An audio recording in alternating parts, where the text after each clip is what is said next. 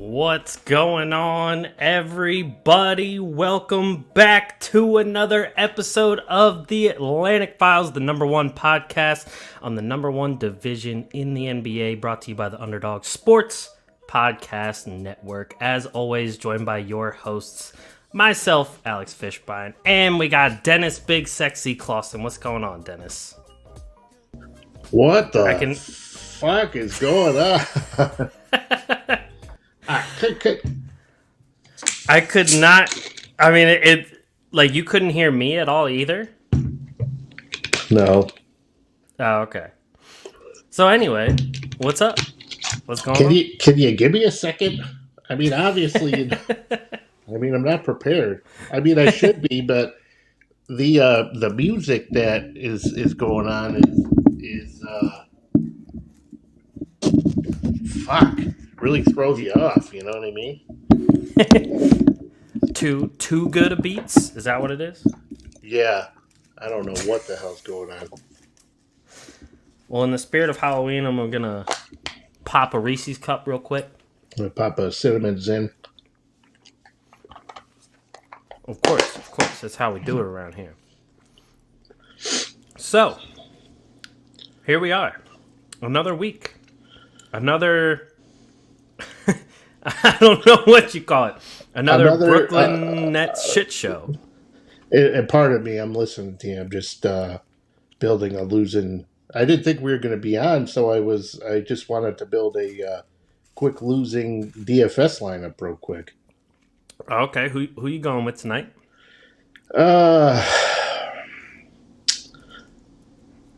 Well, here's the thing. Mm-hmm. All right, you know what? Fuck it.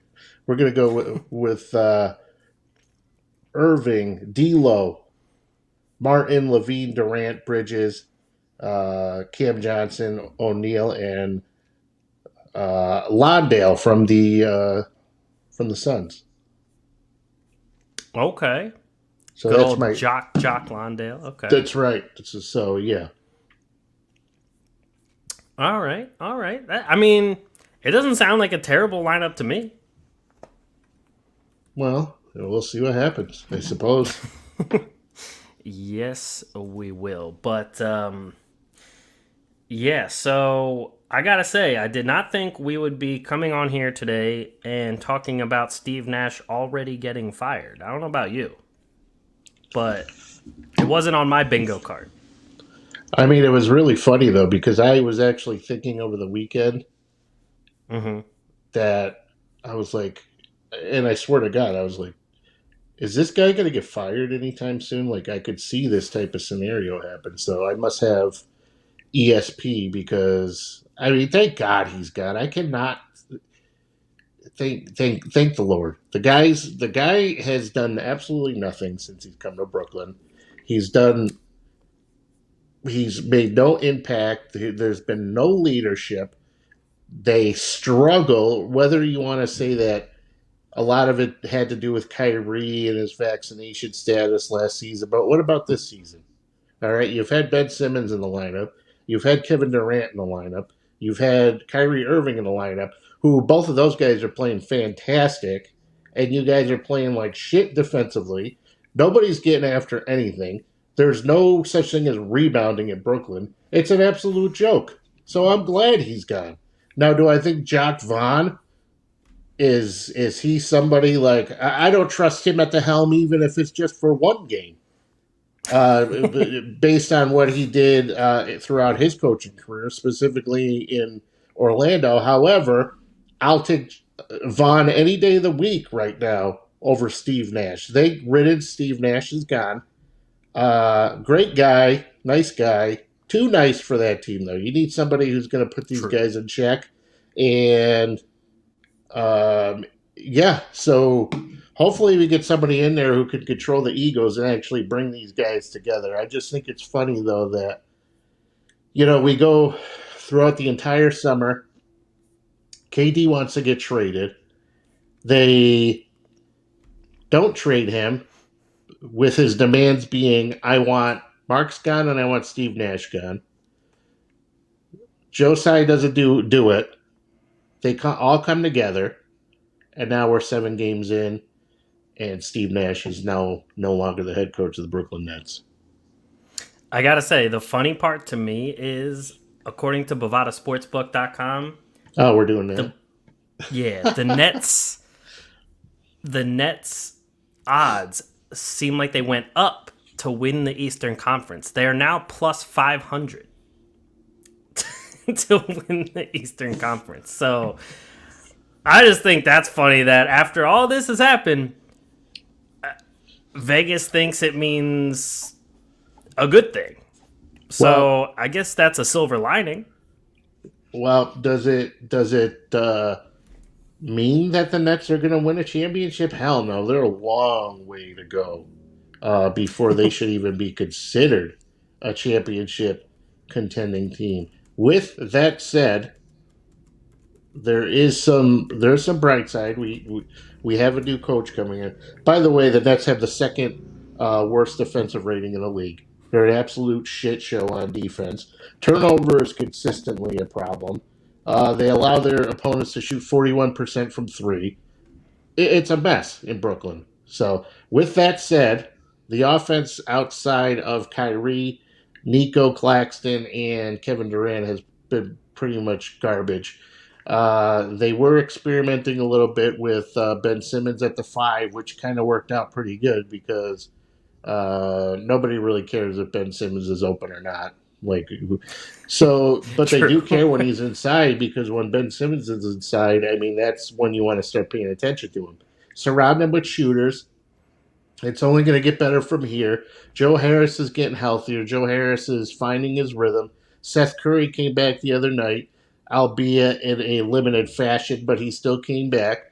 So there is a lot of positives coming, and when you get good shooting, when you get Steph Curry back and Joe Harris, when both of those guys are clicking, because that's a big problem right now too, is that they can't shoot the ball. Kyrie's not shooting the ball good. Right. He's playing well, but he's just not shooting from deep very well. So this is still a work in progress, but there's a lot of season left to where they can turn things around. I just don't want it to turn into that scenario where, like all of last season, everybody was going, no.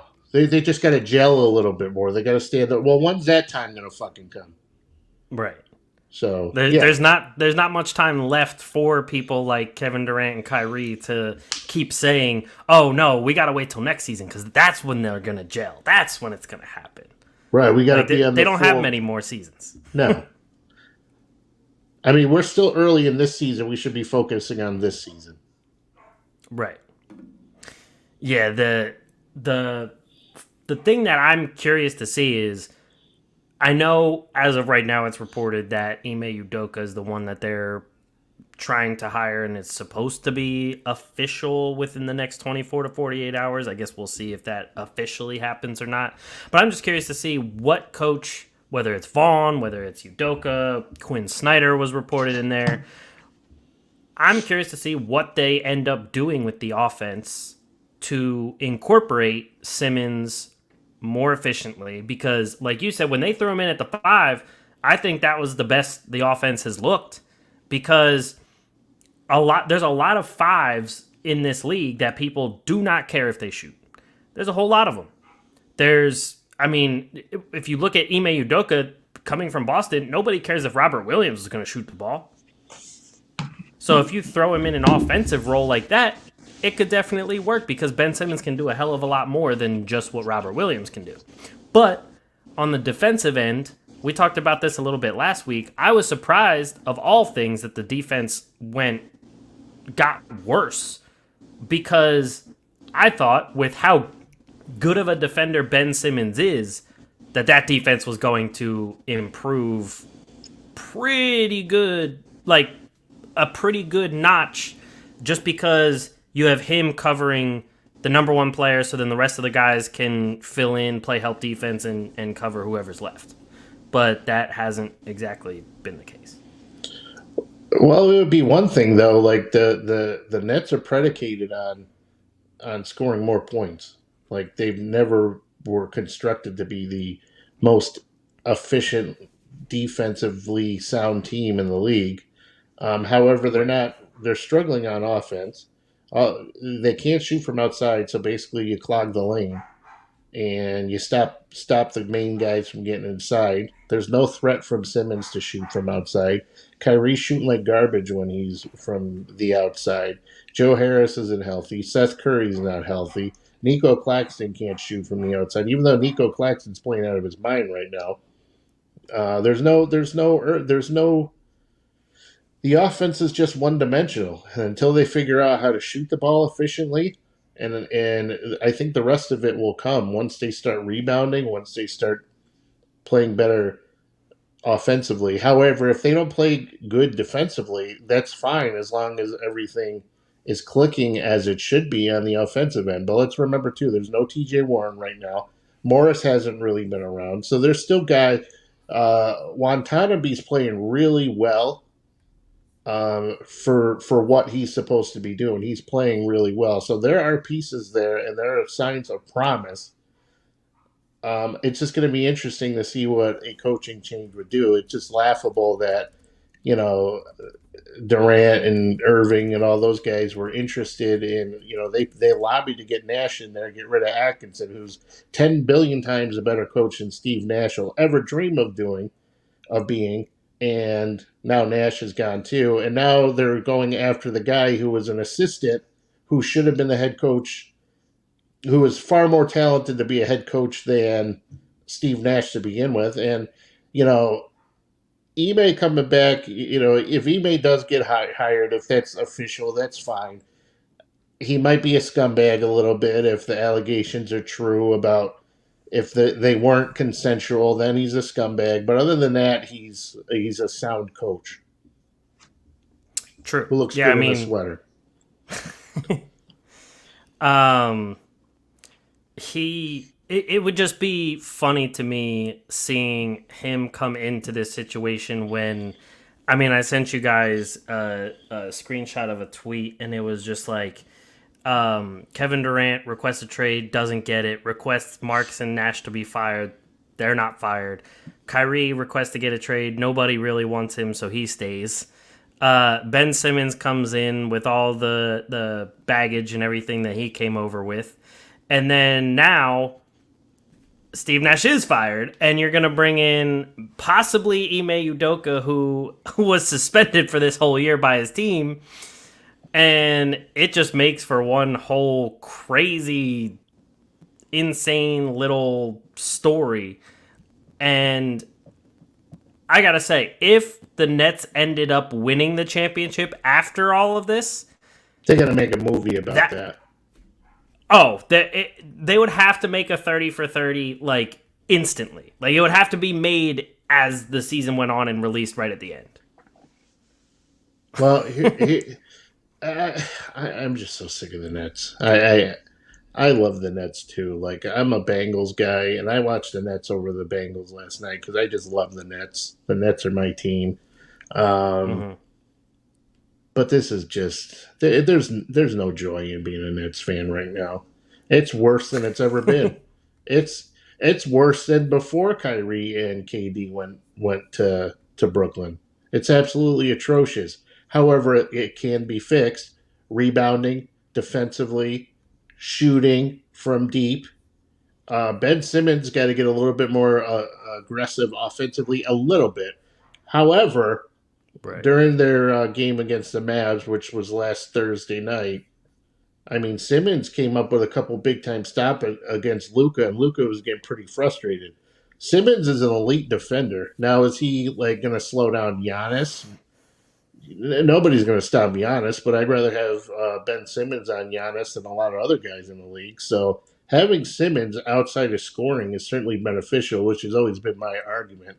Kyrie Irving is always has something going on off the court that takes away from just how good he is when he's on the court. The guy's got the sickest handles you'll ever see in your entire life.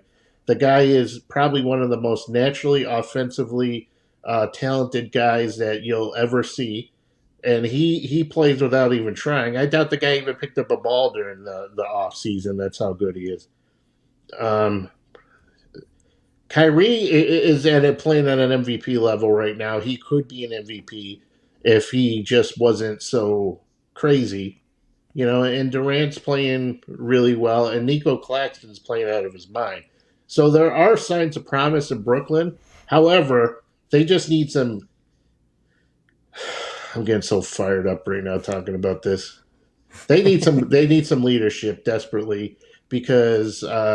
Yeah, and you want to know something that's sad is Kyrie's like I've seen Kyrie getting after a couple of guys, which has kind of been nice to see.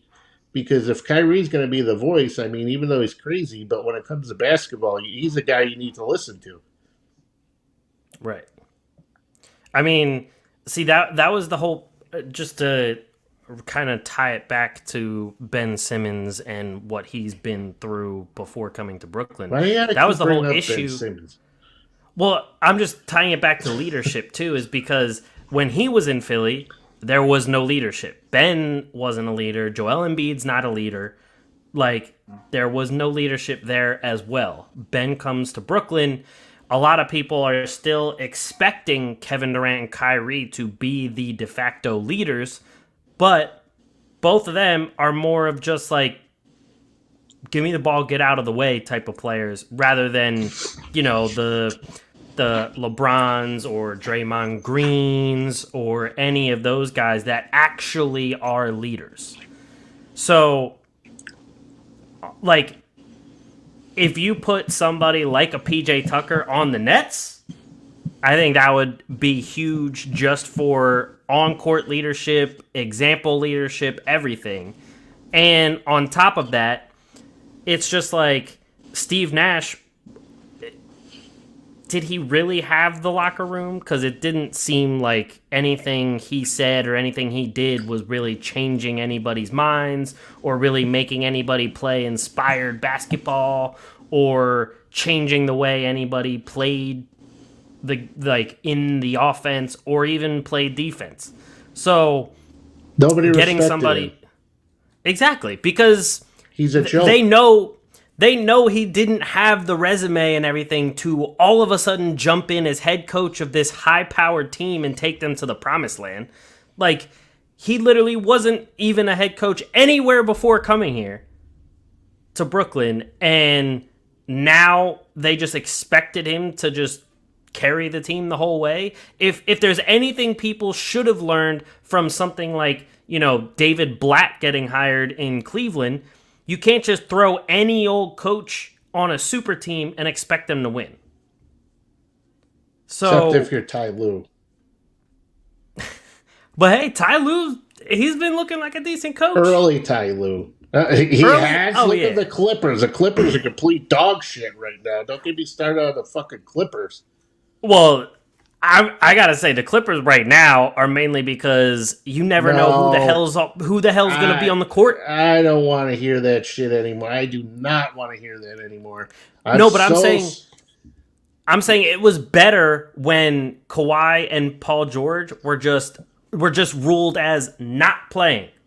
Instead of this whole, I'm going to play the third game of every third week when the temperature is 60 degrees and my ankle feels 95% okay. I mean, Kawhi at this point is just stealing money from the Clippers. I mean, the way he's barely done anything this season. He's barely played, and then yet he's complaining of knee tightness when you had over a year to get your shit together and rehab and everything. Now all of a sudden your knee is tight.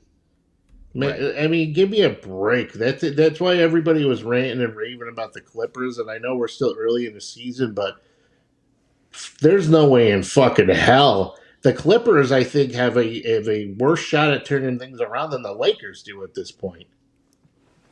I mean, as long as the Lakers stay healthy, too, with Anthony Davis, I agree.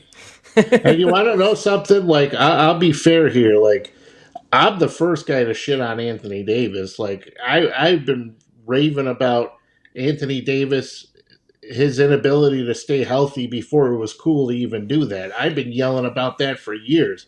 Nobody said a damn thing about it. However, I will say that I've seen more toughness and more heart out of Anthony Davis this season than in a long time. I mean, the guy is dealing with a back issue, and he has been playing through it. You could see the guy's in pain, but he's still on the floor. So you got to give him a little kudos for that. I mean, is he going to True. miss time moving ahead? Absolutely, but at least he's trying to get out there, which is a lot. You can't say the same thing for Kawhi. True. No, I mean that's definitely a good point. But to take it back to Brooklyn a little, so right now Ime Udoka is the one I don't on want track to talk get about hired. Brooklyn anymore. Hold on. Ime Udoka is on track to get hired. Would you rather have him or Quinn Snyder? Because I know when we were talking through text, you were talking about Quinn Snyder being your preferred choice. I just like Quinn Snyder because one, he doesn't have that baggage that Ime has, and two, Makes sense. Quinn Snyder's a bad motherfucker. You ever see he literally when I make that joke that he has bodies hidden in his backyard? I mean, there's a chance if you just look at him, he's a scary looking dude. He's terrifying. Like seeing him mad at his team on the sideline. If I was a player, I'd be like, "Oh shit, I gotta get my shit together." And for a jazz squad that had Mike Conley, Royce O'Neal, Bogdanovich, Donovan Mitchell, and Rudy Gobert as their primary starting lineup, and when Snyder was the coach, he actually did pretty well with that. Outside of Mitchell, that's the only Mm-hmm. guy. And then after that, Bogdanovich was the second. I would say Bogdanovich was arguably the second option. Maybe Right. Jordan Clarkson when he decided he was going to shoot the ball well that day. Outside of that, Rudy Gobert's nothing. Look at Minnesota's records. Minnesota sucks. They haven't done shit this year. So, yeah. I'm in a bad mood, apparently. I know. I'm so disgusted at everything. Nobody's done shit apparently. I just realized, I go, God, I'm in a bad mood. But here, let me ask you this. So, according to Bovada, Brooklyn Nets over-under for amount of regular season wins is 45.5. Are you taking the over or the under on that? I'll take the over, but slightly, barely. Okay. All right. Fair You enough. want to see a team that knows how to play the Buccaneers. I'm thinking of I'm on week You're on football mode. week 9 mode. But the Bucks are undefeated. That's a basketball team. All right. You want to see a good team? The Cavaliers. The Cavaliers are in second place right now, and they're in second place with Darius Garland playing only 13 minutes this entire season because of an eye laceration. But yet, that team is a good team. The Spurs. Nobody expected that team to do anything. Right now, they're 5-2. The Jazz are 6-2. So those are teams, and those teams weren't expected to do shit. So And the Bucks are undefeated without their second best player this whole time. absolutely, and no Joe Ingles, Yep. and no Connaughton. So yeah, All true. All true. I mean, it's easy to see the well-constructed teams versus the not so well-constructed teams right now. I mean, some of the teams that, added new pieces are showing a little bit of growth, over the last week. But as of right now, the Sixers, I mean, finally started winning some games. No, come on. I mean, they did. They're 500 now. They're back to 500. Okay, but I mean, don't sit. The Sixers are just as disgusting as the Nets are. And look at your boy already. Your boy's already been out 2 games already. So don't give me. Oh, I know. Trust me, I'm the first to say Joel Embiid has been absolute shit so far to start the season. But I'm just saying they're at least showing a little bit of growth. But that's also to say on the West, too, Golden State hasn't looked that great. They're below 500. Denver looks like they're still trying to fit together all the pieces, and Jamal Murray is still kind of playing, kind of not playing. There's a lot of teams that just look like shit, as you said. Yeah, but at least Jamal Murray tries to play.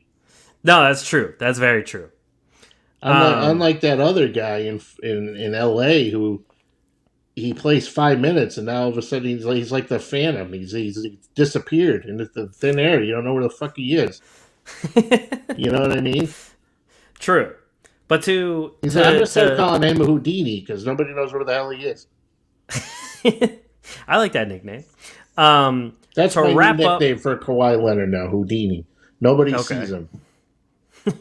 street clothes Houdini. To wrap up stuff about the Nets. Now, They suck. there's the whole Kyrie promoting the anti-Semitic movie thing. I didn't watch the movie. I read quotes about the movie and I read stuff about the movie, and it sounds pretty bad. Um, there's also the clip of him yelling at Ben Simmons to shoot the ball. So still waiting to see Ben Simmons actually follow through with that. There's been clips of Ben Simmons stealing a ball, getting out on a fast break, and then just stopping in the paint and waiting for teammates to come and not even looking to score. Uh, I just gotta say, I knew some of this was coming as somebody who's watched Ben Simmons for 5 years. But I really didn't think it would be as bad since he had that whole year to get his whole mental health correct. He had, finally got his wish in getting off the team. He doesn't have to worry about anything with Sixers fans, Sixers brass, Sixers players, blah, blah, blah. And could just go out there and play basketball for Brooklyn. Everyone kept saying, we have his back, we can do this. They asked Kyrie about him in a post game too, and Kyrie's like, yo, every time you ask me about him, like, we're all on him too. We want to get him to shoot. Like, you guys need to stop asking me about him. Like, go ask him. And it's true. To be honest, if I was a teammate of Ben Simmons and he still isn't at the point where he's just at least looking to score, and then I have to answer questions about him and not even about my own game or the stuff I'm doing, I'd get annoyed. Well, that's not. I mean, that's the press. They love to ask stupid Oh, yeah. questions. No, I completely agree. Like, I'm not saying they're great questions to be asked by the press. I'm just saying if that was me, like, I'd be like, yo, like, off camera and stuff, I'd be like, Ben, look, you need to start doing shit because I'm tired of answering for your ass. I mean, Ben Simmons can't help when that reporters have nothing to do but ask the same stupid questions that they've been asking for months, Right. maybe even over a year now about Ben Simmons. It's not. It's. Right. I mean, the reporters have nothing better to do. They ask the stupidest questions. I had about 10 questions in my. Give me a pass for next media day, and I will ask the questions that people wanted to know because the media sucks. Like when they were heading into the regular season and they had their media day and they sat Kyrie down, they were asking them the stupidest, most recycled questions, and give somebody give me a pass. Get me in there for next year, and I'm gonna ask the real questions. It's not Ben Simmons' fault. If they play Ben Simmons at the five and he's producing the way he's producing, like from the five, just surround him with shooters, and they got to worry about stopping him on the inside while people are getting open, like that's perfect. Agreed. I mean, it comes down to, I mean, Ben has some fault for not looking to even get a layup out of a fast break, but it's not all his fault because with the whole Steve Nash firing, we can see the schemes, the offense, and everything isn't set up for Ben to really succeed that much as a scorer. You're not putting him in all the right situations.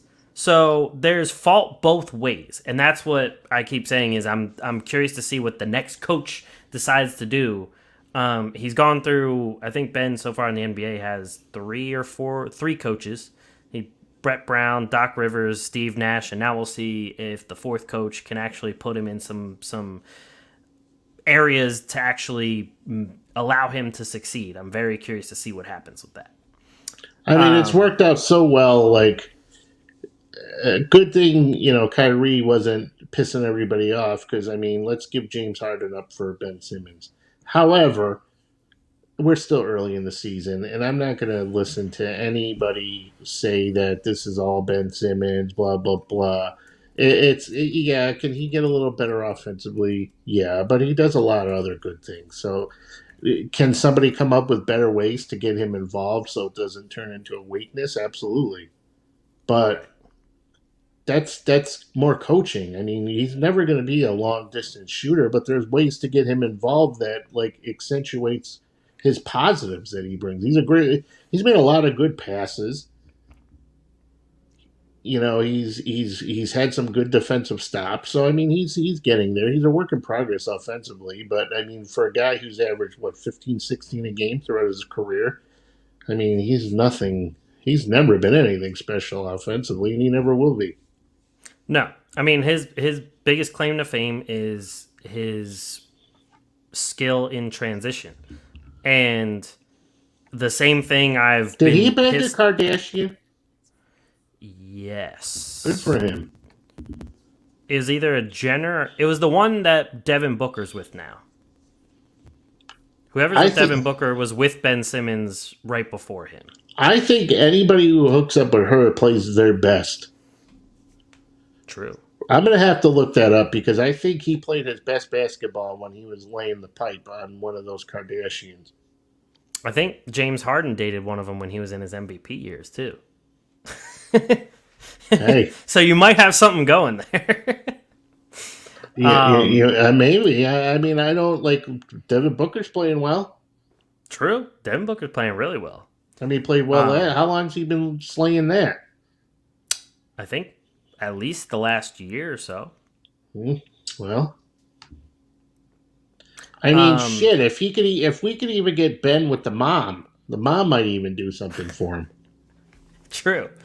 Oh, Blake Griffin was with one of them too, I think, when he was on Lob City. I mean, at this point, how many? So we've had Lamar Odom was crushing one. Yep. Ben Simmons, Booker. Tristan Thompson was slaying one. Chris Humphries. Chris Humphries. Former net. Yeah, no, we don't claim him. Good rebounder, but Oh yeah.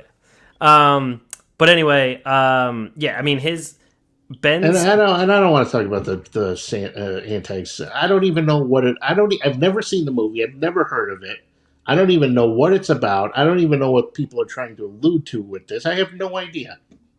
Yeah, I didn't see the movie either. I just looked up some articles about it just because I wanted to see what it was about. And I mean, first off, it just sounds like some very like conspiracy-ish type of stuff. What did he say? And he was just promoting the movie. Like, he put it on his story and talked about the movie. And that was another thing that I thought was really weird, too. In that same post-game interview, when they asked him about Ben Simmons, there was that one guy who asked him why he promoted this movie. And Kyrie was like, I didn't promote it. And the guy was like, well, you reposted it. And, like, if you're posting it, that is then a promotion of it. Because you didn't post it and say, like, guys, this thing sucks, or don't watch this, or anything like that.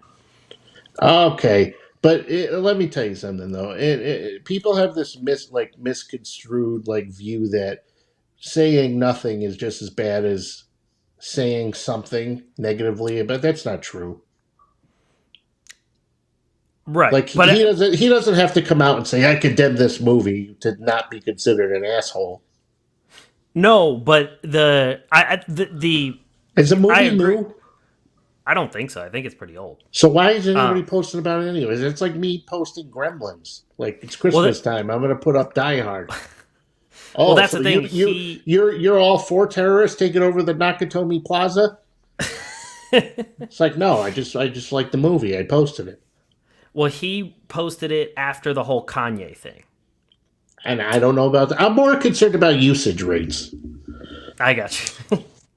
No, yeah, Kanye came out saying like he's gonna go DEFCON 3 on the Jews, and he started talking all this all this hate speech stuff about Jewish people, and then Kyrie posted this movie that apparently is anti-Semitic as well. So that's where it all snowballed. I mean, hasn't somebody got DEFCON 3 already on the Jews? Yes, that's why people are up in arms because they don't want another one. Yeah, but Kanye? Kanye's lost some marbles. I don't know. Anyway, let's go back to basketball. So moving on to the Sixers. If you want to talk about the Jenners some more, I'm cool with that too. All right. They finally have been. The investigation is done. They found that they did tamper for both PJ Tucker and Daniel House. But there was wow. but there was no tampering for James Harden taking a pay cut. So they got their I think it's their 2023 and their 2024 second round picks revoked as punishment. No.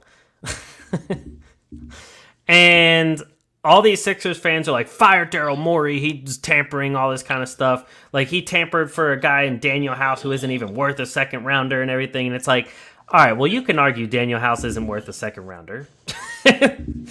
But every GM tampers. They're actively looking at making the punishment worse for tampering because they know it happens so often. It's going to be really funny the time when House has to get a spot start and he puts up 23 points and then they go, wait a second, I like House the entire time. I like him. Oh, yeah. It's great. Oh, yeah. They're going to be like, he's worth the tampering. He's worth it. Yeah, he's great. And I mean, it's just, at this point, it's just funny. I'm curious now. So if you take 2 second rounders away from the Sixers for that, what do the Knicks get if they're found to be tampering with Jalen Brunson? Because you know damn well they tampered to get Jalen Brunson, too. I mean, and the investigation is apparently still ongoing with that one. Who the fuck's investigating that? Someone MacGyver? Matlock? What's his name? The ref, Donahue. Mr. Sports Gambling. Yeah, exactly. You want to know something?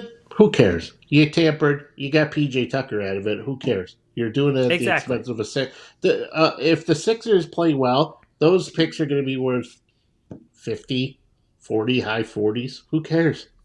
Exactly. Who are you going to get? Who are you going to get? Slobodan Mirslovovic from the fucking Croatian, the Croatian league, and who cares? Exactly. Like, not the only second round pick that the Sixers have had in recent years that I remember doing all that much is Jeremy Grant, and he didn't even develop into what he is now when he was on the Sixers. So it's not that big of a deal.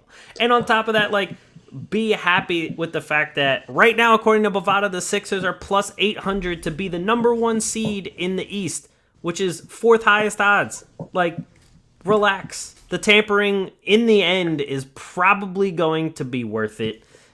Losing those 2 second-round picks are not even going to phase anybody by the time those roll around. Nope.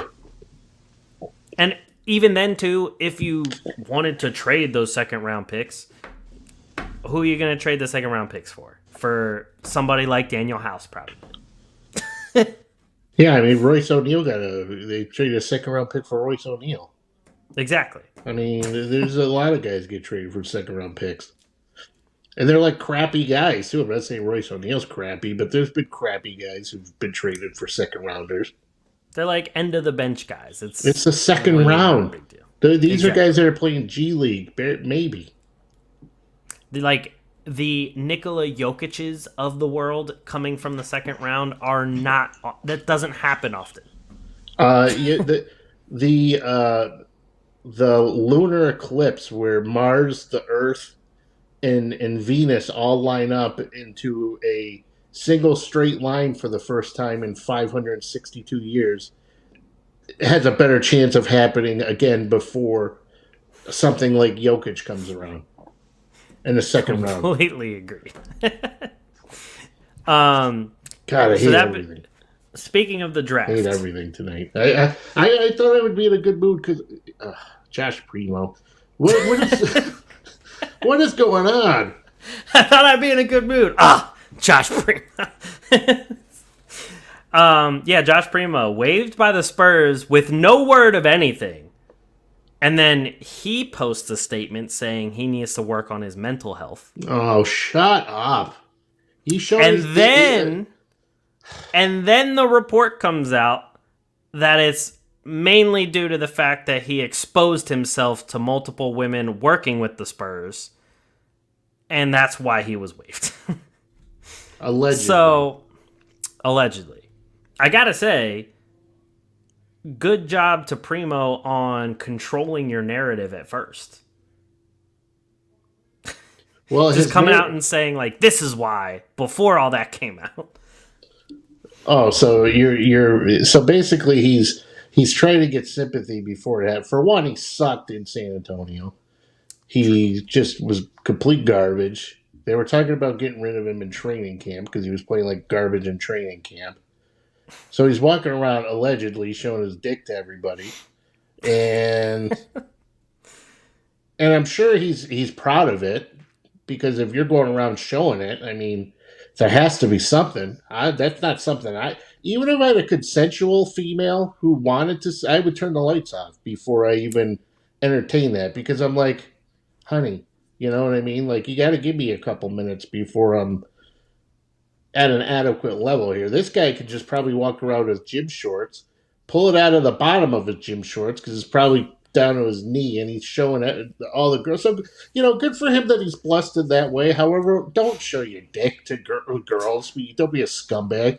And you're not even playing well. Like, if you were a star, maybe start pulling your dick out. But other than that, he sucks. And then he's trying to get the sympathy vote by saying, I got to work on my mental health. You think you're walking around showing your dick to girls who don't want to see your dick. And then now of course you need to work on your mental health, you lunatic. my thing is too, I don't understand what goes through people's minds in that scenario where they're just like, you know what, today I'm going to walk around and show people my dick. I'm just like, what? Why? Like, when Antonio Brown did it, I was like, why? What's the point of that? Just to show your dick? Well, you're only doing that if you have something to show. I mean, true. Very true. I'm sure he is doing well in it. If his shooting ability was as good as his dick size ability, he would be an all-star, apparently. He'd be the next great sharpshooter. I mean, you must have something going on, though, to where you think that you could just walk up to a chick and just pull it out of whip it out. Right. Exactly. Because I've never once thought, hey, if I just whip it out, they're going to love it.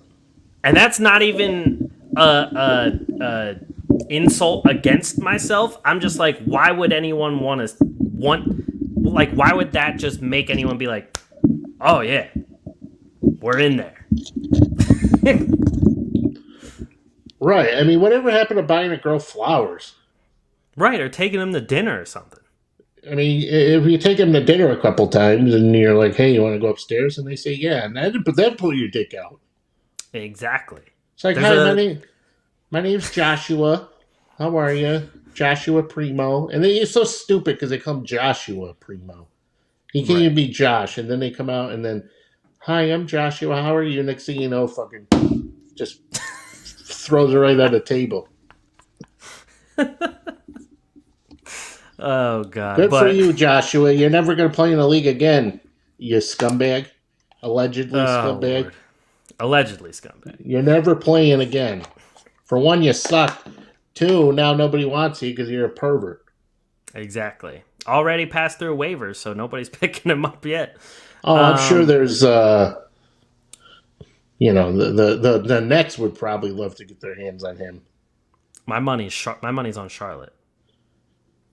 Yeah, I mean, they get the criminals on that team anyway, so. I know I mean, something's going on down there. So Harold's not Charlotte anymore, but I think he got arrested when he was in Charlotte. I think he did too, actually. Because I think he got arrested in Charlotte or in North Carolina. Yeah, I'm pretty sure he did. So you're driving around with allegedly with a 3 pounds of weed in North Carolina, like one of the most racist states, and you're a black guy. You probably got tinted windows, and he's driving around with marijuana. It probably reeks like shit, like marijuana. Gee, he got arrested. That's a shocker. Cops can't wait to get a hold of. The minute they see him drive by and they smell that, they're going after him. Oh, in a place like North Carolina? North Carolina. Yeah, hell Definitely. Yeah. So anyway, to get to good basketball, Luka Doncic. Who's he showed his dick to? Probably everybody, because he's MVP right now. They probably want to see it because he's playing like an MVP. He's showing his dick on the court. Exactly. There's differences to this. But as of right now, I mean, I think he was already one of the MVP favorites, but as of right now on Bovada, he is the favorite at plus 275 to win MVP. He's right now leading the league in scoring. He is almost averaging a triple-double. Last time I checked, he's like 0.3 assists shy of averaging a triple-double. And the Mavericks themselves, I mean, aren't super great. I think they're hovering around 500, I believe. Or maybe they're right below 500. And they're right around there. Yeah. 3-3, yeah. So right now, technically they're the 10th seed. So not amazing. So once Dallas wins a few more games, I mean, if Luka just keeps this up, I feel like if he isn't MVP, that's going to be pretty insane. Well, here's my thing with Luka. I've watched several Luka games already this year, including when the Nets got destroyed by the Mavericks. But I was watching Luka, and that guy literally just he can't wait to sprain his ankle. I mean, he hurts his ankle, and then he's acting like he's sprained his like significant. And then he's back. Mm-hmm. You ever like when you like you're going to school and you're like, Mom, I don't feel good. I have a sore throat. Like that. I did that all the time. Yeah, I mean that's what he does. Makes sense. I mean, to be fair too, though, he's literally the entire team. Understood, but I'm waiting for him to just get injured because it's coming. No, I agree. He's playing literally almost all game. He's the entire offense. And it's quite obvious that they're just saying, hey, we're going to go as far as you take us. And the only thing they added was Christian Wood, really. The rest of the team is essentially the same. They lost Jalen Brunson. So it's kind of just like, are you going to get anyone else around this guy to actually help him like win and maybe, take some heat off of him so he doesn't have to play almost 40 minutes a game? What are you talking about? I think it's Tim Hardaway. I forgot. Hall of Fame hopeful Tim Hardaway Jr. Yeah, well, there's only one Hardaway in that family who's making the Hall of Fame, and he ain't it. He definitely ain't it. Oh man, but yeah, they definitely. I mean, Christian Wood has been pretty good off the bench. Dinwiddie, a pretty good supporting guy alongside Doncic, but other than those two, it's gonna be funny. Dorian Finney-Smith. It's Dorian Finney-Smith, Maxi Kleber. They have nobody. It's really bad. So it's funny though with all these people though who are like, "Oh, Brunson sucks." Brunson. Well, I mean, maybe he's not as good as he wants, But I mean, the Mavericks are missing him right now. Missing him big time. Yeah, And they're going to miss him I know, even more when Luka gets hurt. Yep. And I posted one of the highlights to Jalen Brunson with the Knicks this year, and had a couple people commenting like, "Oh yeah, Brunson's the man," but go Mavs, whatever. And I'm just like, yeah, the Mavs could really use him. And they're like, oh, it's still early in the season. I'm like, if you're really talking yourself into the fact you don't miss Jalen Brunson on the team, and the team doesn't miss Jalen Brunson, you're blind. Flat out.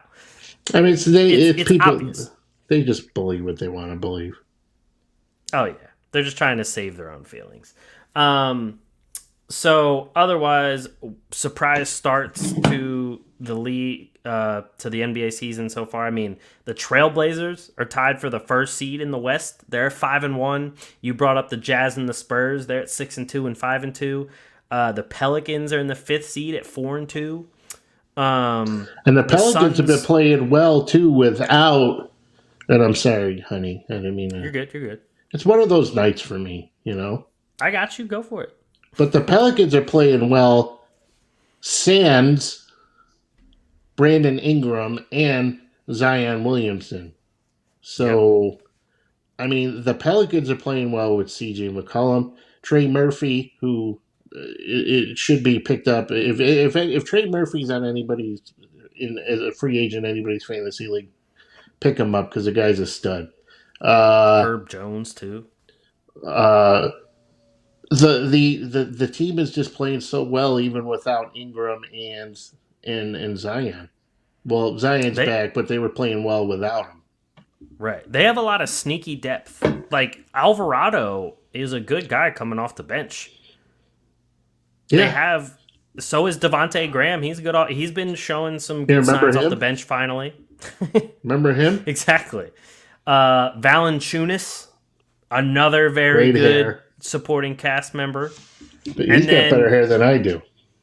Oh yeah, he's got a good beard too. The cut with the beard. It's good, great hair. Yeah. He's got a good barber.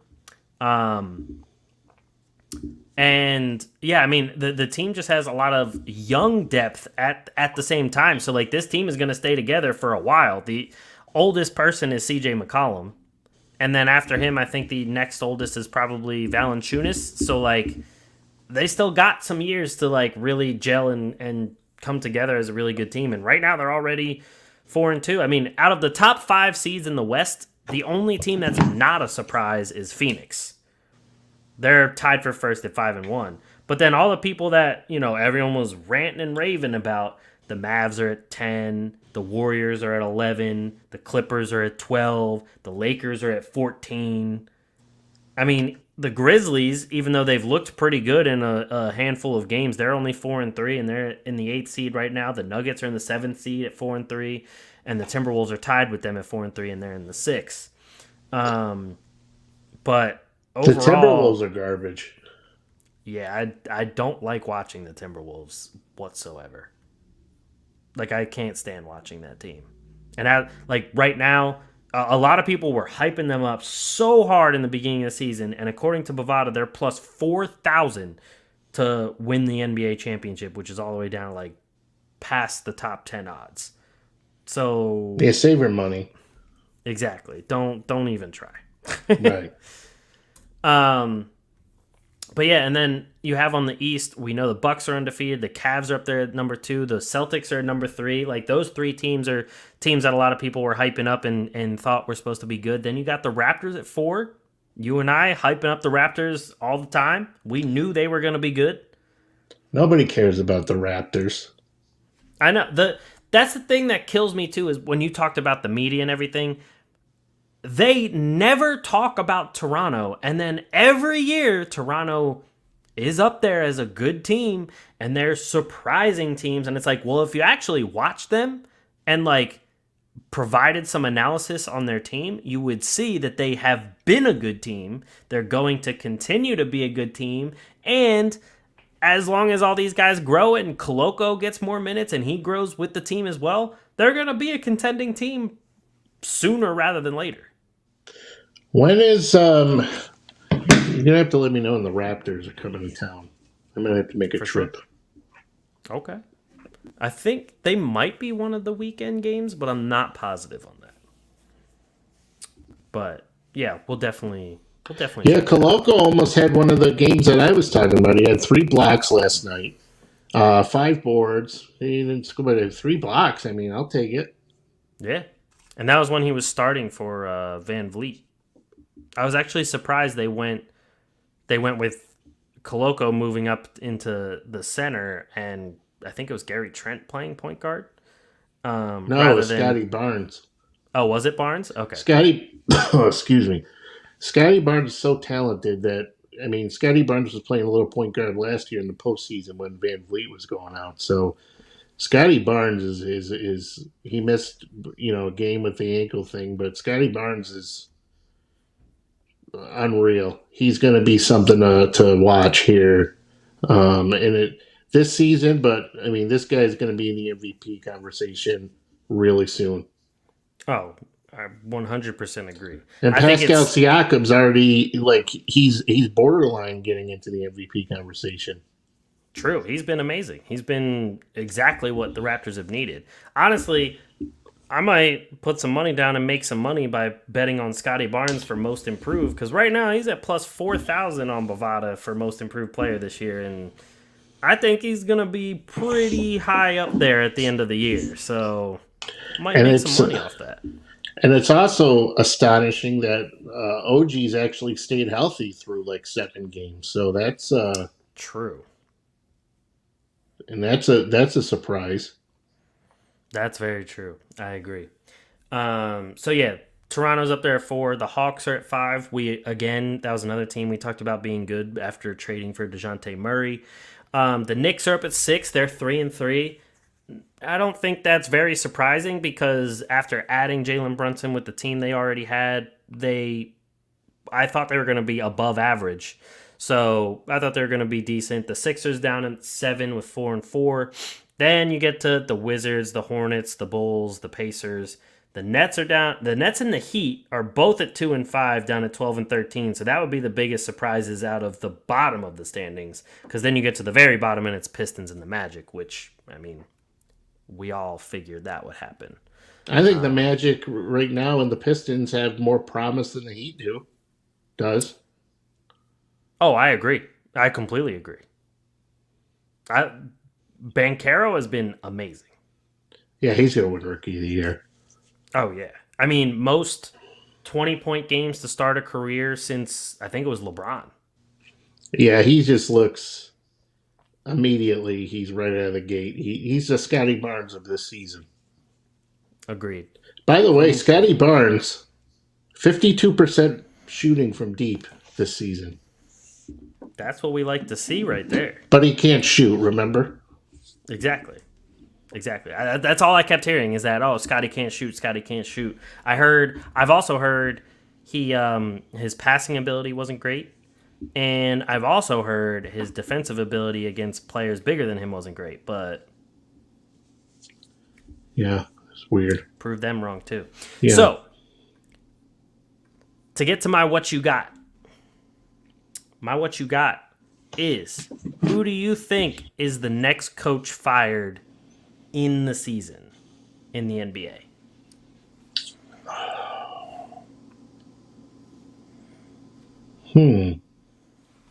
Give me 1 second. I can ran off some names if you want me to. No, hold on. I don't want any assistance here. Okay. I got you. I mean, I have 2 in my head.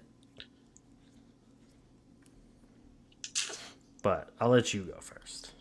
Well, I thought it was going to happen last season, but it didn't happen. I think Dwayne Casey's going to go soon. Okay. I mean, the Pistons are a better team than they have a lot of good. I mean, you have Bogdanovich, you have Isaiah Stewart, you have Cunningham. you have all these good pieces on there, and they're playing like dogs. So I think Casey's going to be um, he's going to be the next to go. I think. If you watched the Lakers the other night when they won, that like they were all celebrating and pouring champagne on Darvin Ham, and Russ looked all happy, and they all like. I think the media is totally fabricating what's going on there. Now, I think Russ is. I think they really love Darvin Ham, and I think Darvin Ham is a good coach. He's got Agreed. a good like mentality to him. So yeah, I don't see anything. I don't see him that changing anytime soon. So yeah, I could see like Dwayne Casey would be probably my favorite to go. And then if I look at like the Kings, that's nothing. The Clippers not going to get rid of Ty Lue. The Warriors aren't going to get rid of Steve Kerr. The Mavericks aren't going to get rid of Jason Kidd. The Grizzlies aren't going to get rid of Jake. So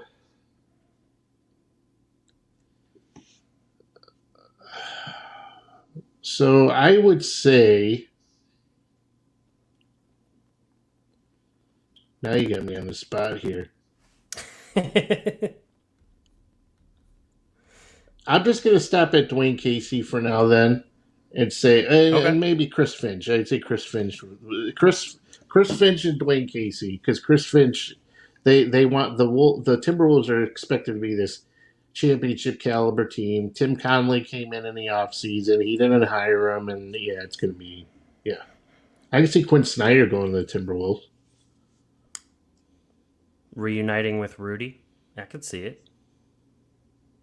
Um, so my Maybe two, Billy so I Donovan.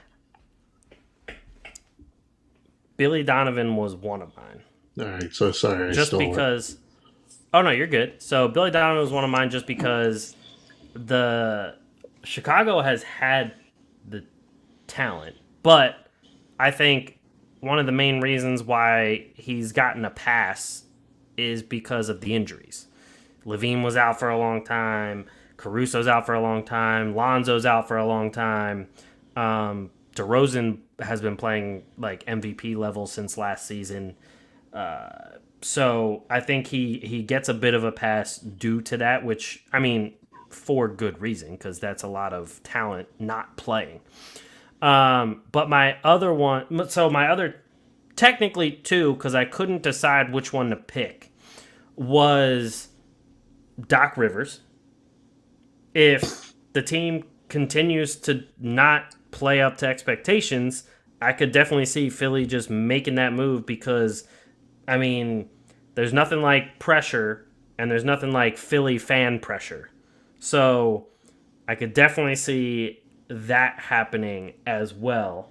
And then my other one was honestly Steven Silas. So I know Houston isn't trying to compete just yet, but I'm wondering whether they're happy right now with the development of the young guys and where the team is headed. Because Jalen Green, I really like Jalen Green, but he hasn't been anywhere near consistent right now. On top of that, I thought Josh Christopher was going to be a little bit better. And that could be, coaching, could be his fault, whatever. Kevin Porter Jr., another one, nowhere near consistent. We're waiting to see Jabari Smith. Porter's their best player though they got right now. He is. No, I agree. But I just think, like, right now, there is zero consistency out of each player with the team. And I'm wondering, is that a product of, the offense that they're running? Is that a product of the coaches in their ear trying to coach them different ways? Is that just who they're always going to be? Because it definitely could. But yeah, so I'm just curious to see if the upper management and everything is happy with the way that it's headed and the way that, the development is going. And the funny thing right here, according to Bovada, the two leaders for Coach of the Year, Will Hardy and Willie Green, at both plus 750 for Utah and the Pelicans. And I just want to say, I said Willie Green for Coach of the Year. I mean, you really went on a limb when you said that. I mean, it's only his second year as a coach. I just think it's funny, though, that, the Celtics are probably kicking themselves for Will Hardy going to Utah. Oh, hell yeah. Especially now that, like, Ime is going to be in Brooklyn. He's going to be at a division rival. I wonder if Josh Primo's Ime's son. Or maybe he's related to Antonio Brown. Maybe. So, anyway, do you have anything for your fantasy basketball minute? Absolutely, I do. All right, fantasy basketball minute with Big Sexy. So, yeah, if you... Morant's going to go down with an injury at some point, so just get ready to pounce on Tyus Jones. The other night, Jones got the start for an ill Morant. He ended up finishing with 23 points, 10 assists. So he's a guy that you definitely want to keep an eye out on. Biyombo and Lawndale have been splitting time. However, Lawndale's more productive, and I'm talking about Phoenix. While Ayton's out, Ayton's supposed to be out a week, but that's probably going to be out. It's probably going to be out longer than that. So Lawndale's probably going to keep getting involved, and he's got a pretty good upside for people who need like a streamer. Joe Harris still unclaimed in a lot of leagues. He's not yet healthy, but he'll probably be getting his minutes will be ramping up pretty soon. So he's definitely someone that you want to watch out for. Chetty Osman. With Garland being out, Osman's been playing this season. He's averaging 11 and a half a game, shooting 36. So I mean, he's somebody. If you're desperate, he can come in handy. Lonnie Walker's been playing well. Walker's averaging 14 and a half. He's probably going to get some more minutes. And Troy Brown's another guy in Los Angeles who's might be starting a little bit more. So he's another guy that you definitely want to pay attention to. Okay. I like that list. Especially the one that frustrates me the most is the damn Biyombo Jock Lawndale, because I got Biyombo in our 30-team salary cap league, and for the first week and a half, he literally didn't play. And I'm just sitting there like, why did you re-sign him if he's not even gonna play? That was making me so mad. I mean, Lawndale's looking good. Cam Payne's been getting a little bit more involved lately. Jalen McDaniels in the Hornets has been getting more involved lately. PJ Washington's been playing out of his mind, even though he's probably claimed by a lot of people, as he should be. Caldwell Pope is a guy, if you need 3-point shooting, he's definitely a guy. Duarte had a really good game last night on Halloween against the Nets. So these are guys. Malik Beasley, he played well the other night, getting a start in Utah. Colin Sexton, I mean, he's been coming in off the bench. He came off the bench the other night for Conley, who got a rest night, but Conley's going to get hurt pretty soon here. So if you can buy low on Sexton right now, I would highly suggest it. Yeah, I could see that happening for sure. And if not hurt, then probably traded at some point. So, he'll probably get hurt before he gets traded. Probably. And then Jordan Clarkson will probably get traded too. So there's that as well. Absolutely. So once those guys get traded, once Clarkson's gone, once Conley's gone, then you're going to – and Markkanen's playing out of his mind. But then you got guys in Utah, like I said, Beasley, you got Colin Sexton. Taylor Horton-Tucker's still playing. You know, people forget he's on Utah, but he's on Utah. Sexton, I think once Clarkson and Conley are out of the mix, like then I think Sexton's going to kind of get back to, you know, his former self. So I think he'll be all right. For sure. And I just want to throw a tip out there for everybody. if you're not looking like at Josh players, Primo throwing a tip. no, not Josh Primo, not that kind of tip. If you're looking at guys on the waiver wire, if you're trying to offer trades or whatever it may be, just take into account what type of league you're in. Whether you're in a rotisserie league, whether you're in a category head-to-head league, whether you're in a points league, a dynasty league, everyone has a different value based on what league you're in. Am I saying this because I've been fed up because of some trades from people that I've gotten? Yes. But that's beside the point. A points league is going to be very different from a category league in terms of value because somebody that otherwise wouldn't be the best all-around player might still be putting up a good amount of points depending on what your scoring system is in your league. So the value changes. Just keep that in mind. That's all I'm saying. Just keep that in mind. Word. And don't worry, it's not you that I'm talking about with the trades. Better not be. No, of course not. But unless you have anything else, I think that's it for us. No, I got to go check out my daughter's Halloween candy. I got to make sure it's safe. We have a lot of extra Halloween candy because, that whole new neighborhood thing, not a lot of kids came out, so about to go dig into that. Too many people walking around like Mike Myers, going to get their ass kicked. True. I agree. Because in my mind, I'm like, is this the real Mike Myers walking toward me? Yeah, because, I don't know what it is, but like middle school kids are big these days. They're huge. So if you're dressing up as Mike Myers or something like that, like, don't try any funny business. Like, I feel like kids are skinnier, but I think they're significantly taller. Definitely. 100% agree. But that is it for us.